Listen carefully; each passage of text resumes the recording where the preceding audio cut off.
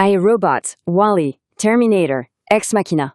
À rien qu'entendre ces noms, on pense tout de suite à des futurs lointains, à de la pure science-fiction. Et pourtant, la frontière entre la fiction et notre réalité est en train de s'effacer complètement. En 2004, le film iRobot imaginait un monde rempli d'assistants humanoïdes pour 2035. Le truc, c'est qu'on est en 2025. Et aujourd'hui, ces scénarios ne sont plus de simples histoires. Non, ils sont en train de devenir de véritables plans d'affaires, des projections d'investissement qui façonnent notre monde maintenant. La chronologie a littéralement implosé. Ce qui nous semblait être une vision lointaine pour 2035, eh bien c'est déjà en train d'arriver dans nos usines en ce moment même. Le décalage de plusieurs décennies sur lequel on pouvait compter, il a tout simplement disparu. Le futur, il débarque beaucoup plus vite que prévu. Et il prend la forme de ces machines. Alors, qui sont les grands noms de cette révolution ? Eh bien, on a Tesla qui mène la charge avec déjà 1 millier de ses robots Optimus dans ses propres usines. Figurae, de son côté, a mis son robot, le Figure 02, au travail chez BMW. Et là, attention, il est 400% plus rapide qu'un être humain. Ce chiffre, il n'est pas anodin, Ça veut dire qu'on pulvérise les limites de la productivité humaine. On parle de chaînes de montage qui tournent 24 heures sur 24, 7 jours sur 7. Boston Dynamics, le pionnier du secteur, teste son Atlas, maintenant autonome, chez Hyundai.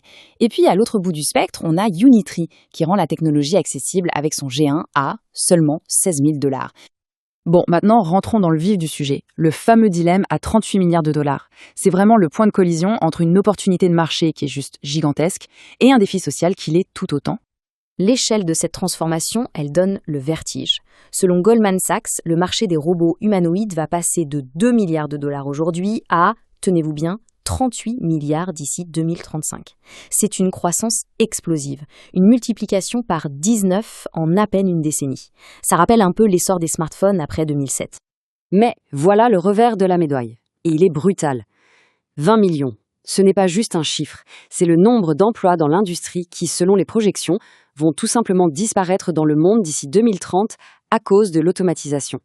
Cette croissance a donc un coût, et ce coût est humain. Il est direct et il est massif. Alors, comment on fait face à une situation aussi complexe ? Eh bien, la science-fiction, justement, nous donne une grille de lecture super pertinente.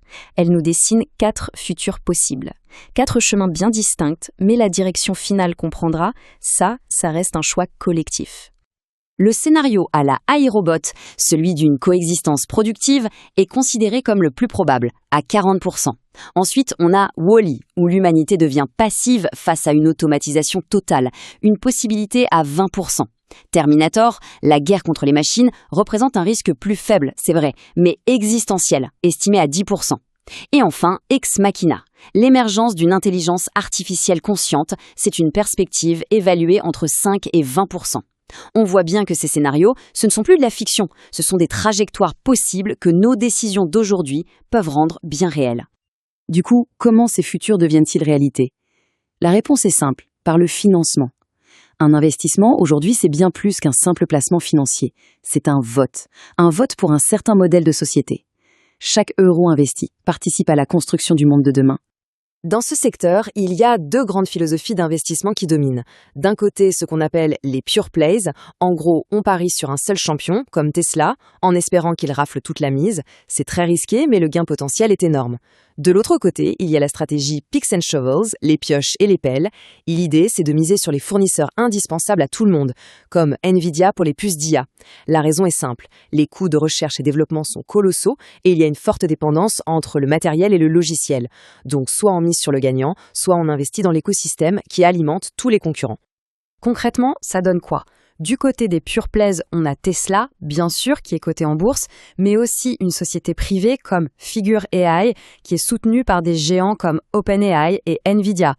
Et chez les fournisseurs, les fameuses pioches et pelles, Nvidia est juste incontournable pour les cerveaux des robots, aux côtés des leaders historiques de la robotique industrielle comme ABB et Fanuc.